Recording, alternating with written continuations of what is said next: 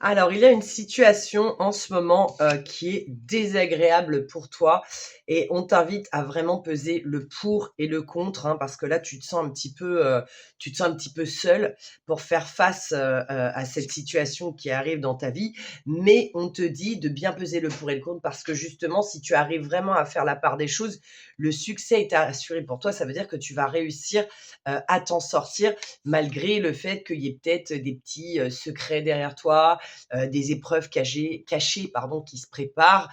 Le roi Salomon, faire preuve de sagesse est nécessaire. Donc voilà, ne t'enflamme pas, ne pars pas trop vite par rapport à une situation, s'il y a quelqu'un qui te trahit, ou si, que ce soit amicalement, professionnellement, amoureusement, ne pars pas trop vite. N'oublie pas que ça te fait du mal à toi aussi quand c'est ça.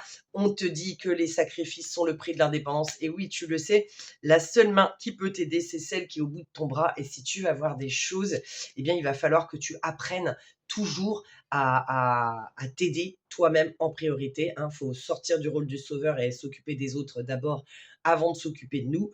Et effectivement, voilà, on nous dit c'est compliqué. Donc oui, c'est pour ça qu'on te dit qu'il y aura des sacrifices et qu'il faut faire preuve de sagesse parce que tu vas devoir relativiser ce qu'il se passe dans ta vie. C'est comme ça quand on rencontre des épreuves intérieures. Elles sont faites aussi pour nous forger, mais elles sont parfois, c'est difficile d'y faire face. Il faut d'abord encaisser le coup et puis rester zen, ne pas tomber dans l'énervement comme ça.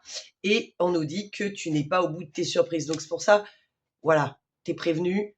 Zen attitude, reste cool, parce que sinon ce qui va se passer, c'est qu'en fait c'est encore aussi à toi que tu feras encore le plus de mal. L'innocence apporte avec soi sa défense. Donc oui, il faut que tu apprennes à te défendre, mais se défendre ne veut pas dire attaquer en premier, rappelle-toi. Et puis il y a des fois où le prix de la défense, il peut coûter très très cher. Donc à toi de sous-peser. La première carte, c'était celle-là, de sous-peser le pour et le contre. Est-ce que ça vaut le coup, cette situation, que tu te fasses du mal encore à la gérer, ou est-ce qu'il vaut mieux tout simplement partir et laisser tomber? Si tu as besoin d'un tirage personnel, si tu te reconnais dans ce tirage, tu me contactes à l'adresse mail sur cette vidéo.